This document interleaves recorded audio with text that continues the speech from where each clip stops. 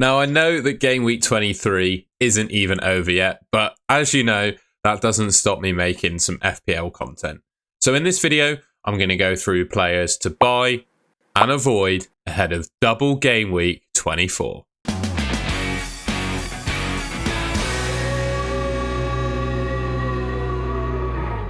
So as we all know, Game Week 24 is going to be a double game week for both Liverpool and Everton. Liverpool have Bournemouth away on the Saturday, Everton have Leicester at home, and then of course both teams play each other on Wednesday the 12th of February. So yes, you know, there's a double game week, but the two games are not necessarily close to each other. There's a cup weekend in between.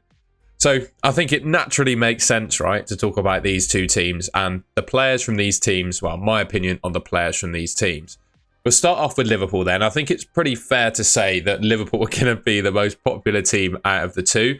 Liverpool, obviously, top of the league, absolutely flying at the moment. 3-1 win against Ipswich. Salah, just absolutely sensational this season. He's obviously the number one Liverpool player, right? And I think, you know, it's not a question of do you captain Mo Salah? It's a question, if you have your triple captain left, is this the week to use it, right? So in terms of grading the Liverpool assets, Salah is just, he's absolutely number one, right? Outside of Salah, though, I think if you want to play your assistant manager chip, there's an absolute definite good reason to use it on Arne Slot. I think he's great. The only thing I would say about Arne Slot, it's quite funny to use the word slot because he takes up a third Liverpool slot. And that's the downside to him, is that if you go for him, you can only have two other Liverpool players. And I think you look at the likes of, well, Salah, Van Dijk, Trent, Konate, Gakpo, all of these guys, and I'll go into them in a bit more detail in a second. You'd argue you'd probably want to be tripled up on Liverpool and maybe not involving Arne Slot for the double and use it potentially later on in the season. That's kind of my thinking there. I would say a few weeks ago I was really keen to use the assistant manager on Slot. And I'll talk about the assistant manager in a second because obviously that comes into play in Game Week 24 as well. And I'll talk about potential options there. But yeah, it's just whether you want to use it on Slot and take up a third Liverpool slot, basically. Van Dijk and Trent, I would say, if money is no object to the two best Liverpool defenders, I put Trent obviously at number one with the attacking upside that he has. Van Dijk's probably second best, just because his minutes are just absolutely guaranteed. And I put Konate probably at third. I see I got Robertson in there, but I just think Robertson has dropped off the boil this season. I'm not necessarily saying that you can consider him to be, quite as good as Trent, Van Dijk or Konate. So yeah, I put him on that list. Konate's good as well. I'd say, you know, if you were looking for a value for money asset from Liverpool, he's probably the one to go for. I do back him to play both games of that double, although I wouldn't massively trust his injury record. I don't think it's been great across his time for Liverpool or great this season. So yeah, just one thing to bear in mind there on Konate. I do think he's a great option. And then obviously outside of that, the best of the rest in terms of attacking players is probably Cody Gakpo. He's really, I'd say, heavily favoured by Arne Slot at the moment. Great performance in Game Week 23. I keep forgetting what the game weeks are. We just had Game Week 23. Obviously, he was great there.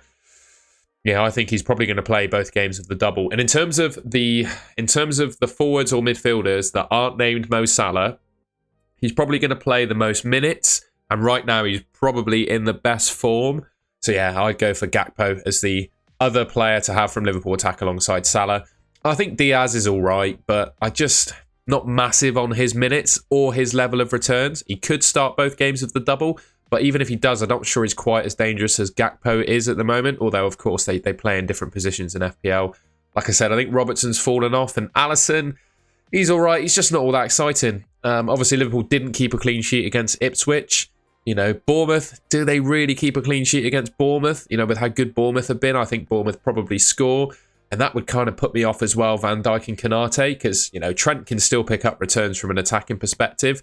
But if Liverpool concede, you know, the points are limited for Van Dijk, Konate and Alisson. So that would be my thoughts, at least, on the Liverpool assets. Everton's going to be a bit of an easier one, because I think there are only genuinely 4 players that I'd go for, and even remotely consider from Everton at the moment. In terms of assets, I would say are pickable. I'd say David Moyes as an assistant manager could be a shout. You know, double game week. Everton's position in the league is lower than Liverpool's, or at least 5 lower than Liverpool's. So if they can get a result, you get some bonus points in that one. And then the game against Leicester, I'd probably back Everton to win that. So there's some potential points on the off in there for David Moyes. I would have had Dominic Calvert-Lewin, of course, on this list, but picked up a hamstring injury in Game Week 23. I mean, I don't think he's going to be back, at least for the first fixture in Game Week 24, with that in mind. That leaves the gap for Ndai and Jai. I'm not quite sure how to pronounce it. Someone in the comments can correct me there. He took the penalty when Calvert-Lewin wasn't on the pitch against Brighton and scored. Did a seagull celebration and got a yellow card for that one, unfortunately, for owners. You know, if you're looking to pick an Everton asset that isn't the goalkeeper, I'd probably say he's the one to go for. But, you know, it's not massively exciting. He's a forward, so takes up an all-important forward spot. I think if he was a midfielder, for me, it would be easier to pick him. But, you know, to squeeze him in ahead of, like, Gakpo, Isak, Wissa, you know, all the good forwards, Wood, all the good forwards in the game is tough. But, you know, he is pickable, I would say. And then Jordan Pickford, I think, is a perfectly decent FPL pick. You think Leicester and Liverpool, there is, I would say under Sean Dyche, I'd back Everton to keep a clean sheet against Leicester. Not sure under David Moyes they're quite as defensively sound, but, you know, there's a potential clean sheet there. And against Liverpool, there's at least saves bonus in there. So I think there's points available, even if Everton concede for Pickford in both of those games. I would have said Ashley Young was an option, but I'm not sure David Moyes heavily favours him. I'd probably say Mykolenko is the only other Everton defender I'd even remotely consider, to be honest. Outside of that, you're probably best off picking none of them. But there are, like I said, 3, I'd say, arguably pickable assets from Everton, and there they are. So as I said in earlier segments, the assistant manager chip becomes available in Game Week 24.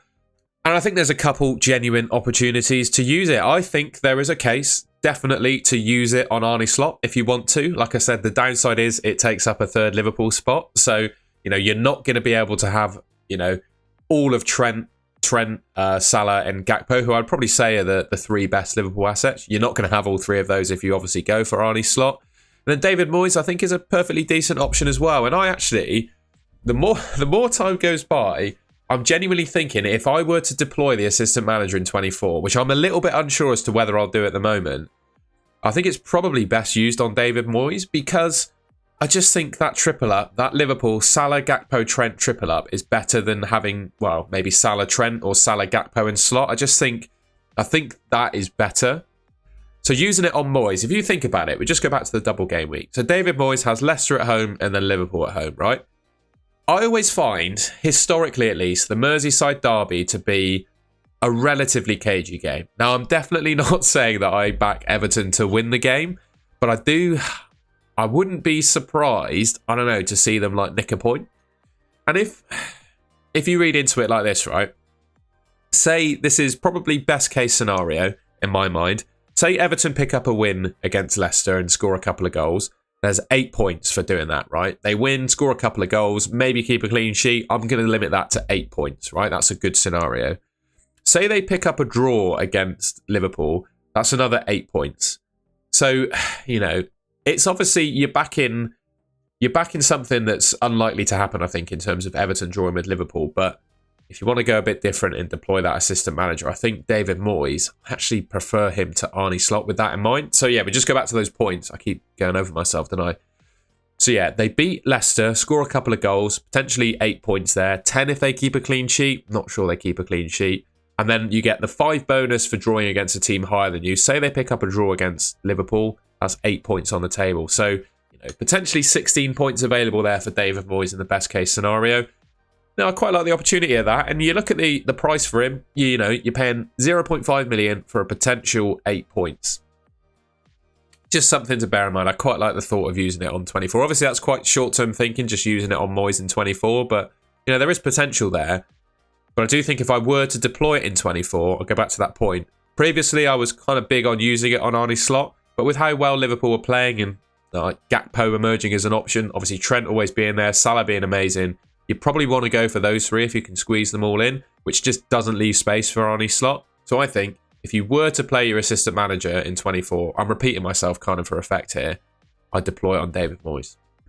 Bournemouth at the moment, right, are just absolutely outrageous, both defensively and from an attacking point of view. I couldn't make a video on Saturday night of Game Week 23 without talking about Bournemouth, right?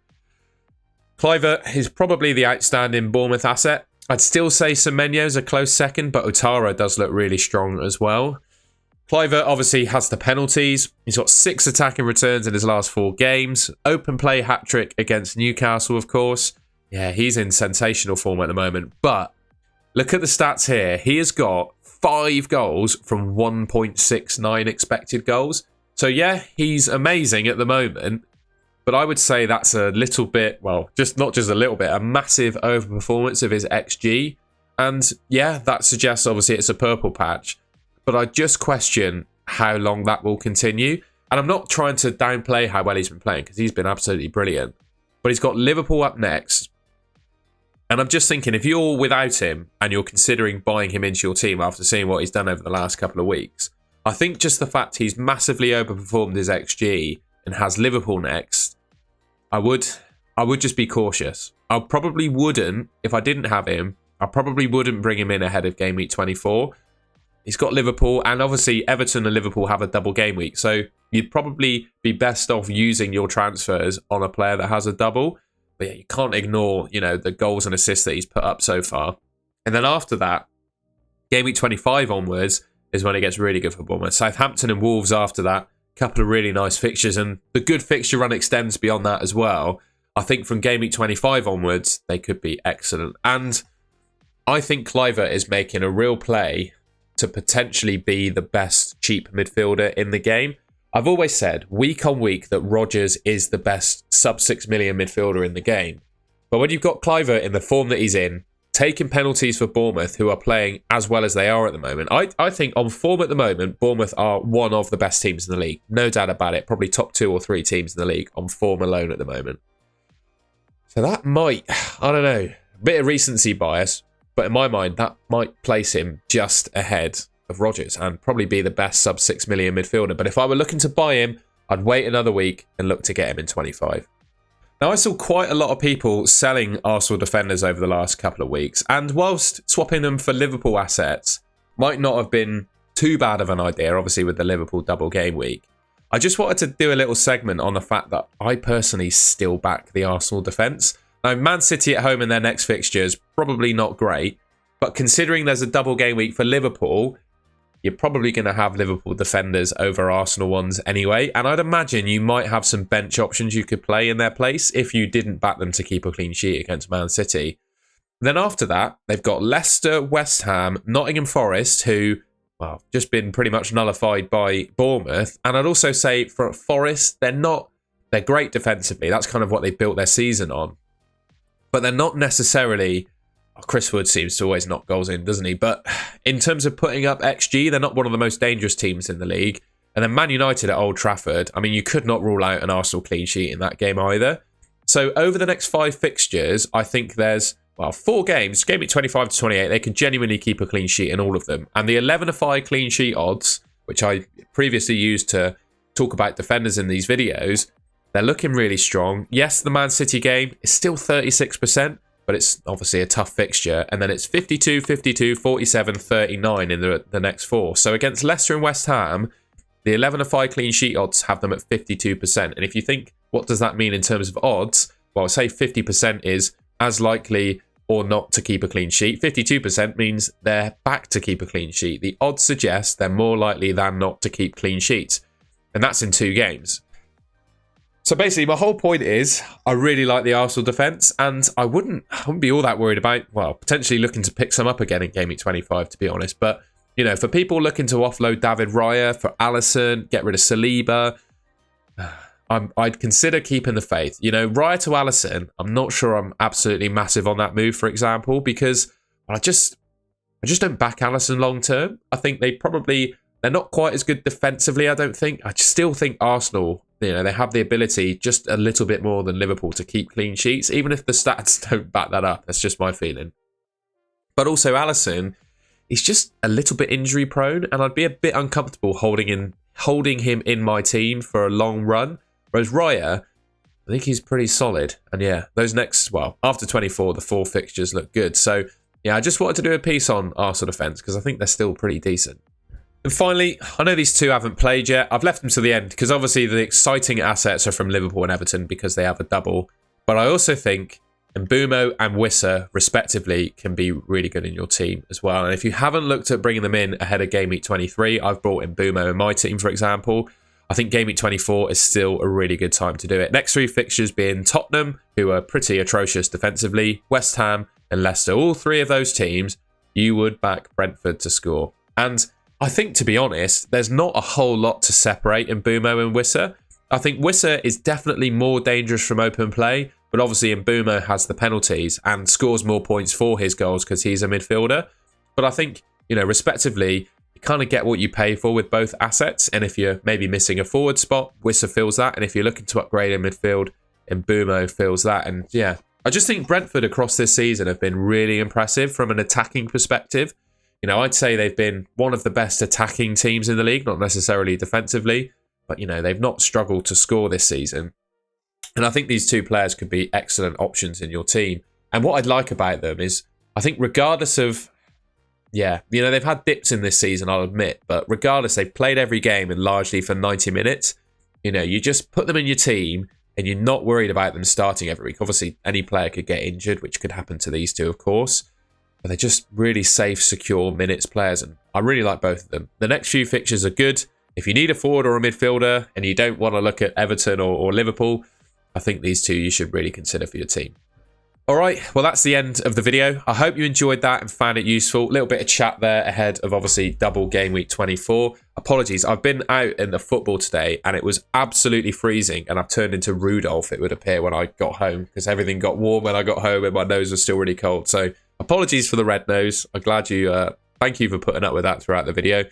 I think that's pretty much everything. Let me know in the comments if you agree or disagree with anything I've said there. By the way, if you weren't on my deadline stream this morning, I hit 12,000 subscribers on stream. And if you weren't there, I just wanted to use this as an opportunity to say thank you for all of the support on the channel. It's an absolute dream making these videos for you guys, especially on a Saturday. I absolutely love making these ones. So yeah, if you enjoyed the video and, well, yeah, enjoy the video, please leave me a like rating. Let me know in the comments what you think of my opinions there. And if you haven't already, we just hit 12,000. Let's see if we can get some more. Subscribe to the Golden Goal channel, which should be just there on your screen. All right, that's everything. Thank you very much for watching, and I'll catch you in my next video.